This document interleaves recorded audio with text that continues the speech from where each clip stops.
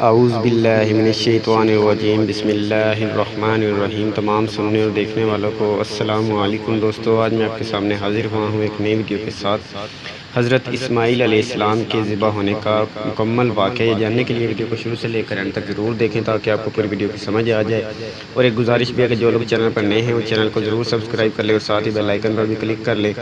تاکہ آنے والی مزید نئی ویڈیو آپ تک بآسانی پہنچتی رہے۔ اور اگر میری ویڈیو اچھی لگے تو ویڈیو کو لائک کرنا نہ بھولیں اور ویڈیو کو زیادہ سے زیادہ شیئر کریں تاکہ معلومات دوسرے لوگوں تک بھی پہنچ سکے۔ آئیے چلتے ہیں ویڈیو کی جانب۔ سورۃ صافات میں اللہ تعالیٰ کا فرمان ہے، اور ابراہیم علیہ السلام کہنے لگے میں اپنے رب کی طرف جانے والا ہوں، وہی مجھے راستہ دکھائے گا۔ اے اللہ مجھے اولاد عطا فرما جو سعادت مندوں میں سے ہو۔ ہم نے اس کو ایک نرم دل لڑکے کی خوشخبری دی۔ پھر جب وہ ان کے ساتھ دوڑنے کی عمر کو پہنچا تو ابراہیم علیہ السلام نے کہا کہ بیٹا میں نے خواب میں دیکھا ہے، گویا میں تم کو ذبح کر رہا ہوں، تو تم سوچو تمہارا کیا خیال ہے؟ انہوں نے کہا کہ ابا جو آپ کو حکم ہوا ہے وہی کیجیے، خدا نے چاہا تو آپ مجھے صابروں میں سے پائیں گے۔ جب دونوں نے حکم مان لیا اور باپ نے بیٹے کو پیشانی کے بل لٹا دیا تو ہم نے ان کو پکارا، اے ابراہیم تم نے خواب کو سچا کر دکھایا، ہم نیکوکاروں کو ایسا ہی بدلہ دیا کرتے ہیں۔ بلا شبہ یہ سرئی آزمائش تھی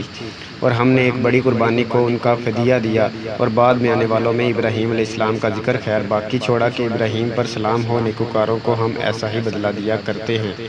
بے شک وہ ہمارے مومن بندوں میں سے تھے، اور ہم نے ان کو اسحاق کی بشارت بھی دی کہ وہ نبی اور نیکوکاروں میں سے ہوں گے، اور ہم نے ان پر اور اسحاق پر برکتیں نازل کی تھی، اور ان دونوں کی اولاد میں سے نیکوکار بھی ہیں اور اپنے آپ پر شرعی ظلم کرنے والے بھی ہیں، یعنی گناہ گار بھی ہیں۔ تو ان آیات میں اللہ عز و جل اپنے خلیل اور پیارے نبی حضرت ابراہیم علیہ السلام کا ذکر فرما رہے ہیں کہ جب انہوں نے اپنے وطن اور قوم کو خیر باد کہا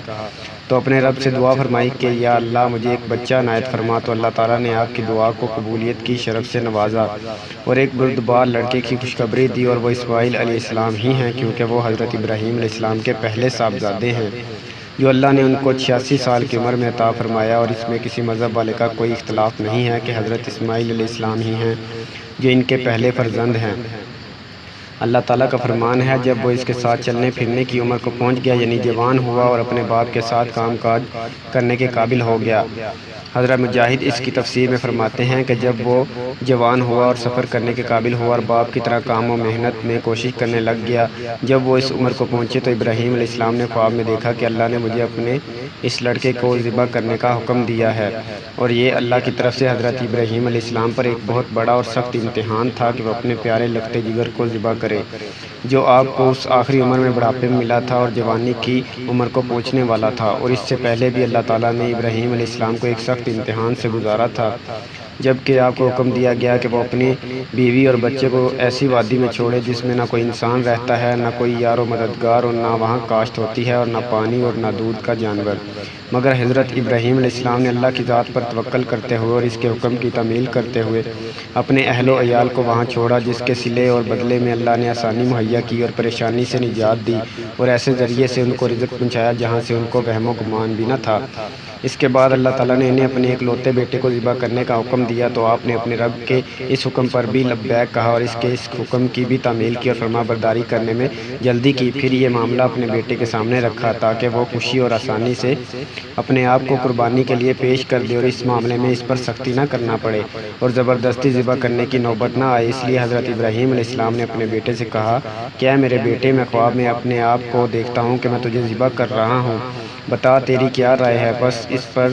بردبار بچے نے اپنے باپ کی بات سمجھ کر فوراً جواب دیا، میرے ابا جان آپ کو جو حکم ہوا ہے اس کی تعمیل کیجیے، انشاءاللہ مجھے صبر کرنے والوں میں سے پائیں گے۔ یہ جواب بہت عمدہ ہے اور اپنے والد مکرم اور اللہ کی فرما برداری کا اعلیٰ نمونہ ہے۔ اللہ تعالیٰ فرماتے ہیں کہ جب وہ دونوں فرما بردار ہو گئے اور اس نے اپنے بیٹے کو پیشانی کے بل لٹا لیا، اس کا مقصد و مفہوم یہ ہے کہ وہ اللہ کے حکم کو ماننے کے لیے تیار ہو گئے اور قربانی کرنے کا پختہ عزم کر لیا۔ بعض مفسرین کہتے ہیں کہ عبادت میں تقدیم و تاخیر ہوئی ہے، اصل میں یوں ہے کہ انہوں نے اپنے بیٹے کو لٹا لیا اور اس طرح انہوں نے اپنی فرما برداری کا ثبوت دیا۔ دوستو میری ویڈیو اچھی لگی ہو تو ویڈیو کو لائک کرنا نہ بھولیں اور ویڈیو کو زیادہ سے زیادہ شیئر کریں تاکہ معلومات دوسرے لوگوں تک بھی پہنچ سکے، اور جنہوں نے ابھی تک میرے چینل کو سبسکرائب نہیں کیا وہ پلیز میرے چینل کو ضرور سبسکرائب کر لیں۔ نیکسٹ ویڈیو تک کے لیے اللہ حافظ۔